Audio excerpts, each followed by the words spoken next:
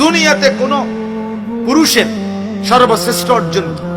খোদার কসম নবীজি বলছে, একজন সতী সাধ্বী চরিত্রবান নেককার স্ত্রী। 100 কোটি টাকা না, হাজার লক্ষ মিলিয়ন বিলিয়ন ডলার, 100 তালা ভবন, 50টা 100টা গাড়ি, সারা পৃথিবীর অনেক জমি জায়গা, অনেক বাড়ি, অনেক বাজার, অনেক ব্যবসা, অনেক টাকা পয়সার চাইতে একজন পুরুষের জীবনের সবচেয়ে বড় অর্জন, উপার্জন তার একজন পবিত্র স্ত্রী, হালাল স্ত্রী, নেককার বিবি, চরিত্রবান বিবি। আল মারআতুস সালিহা, সালিহা।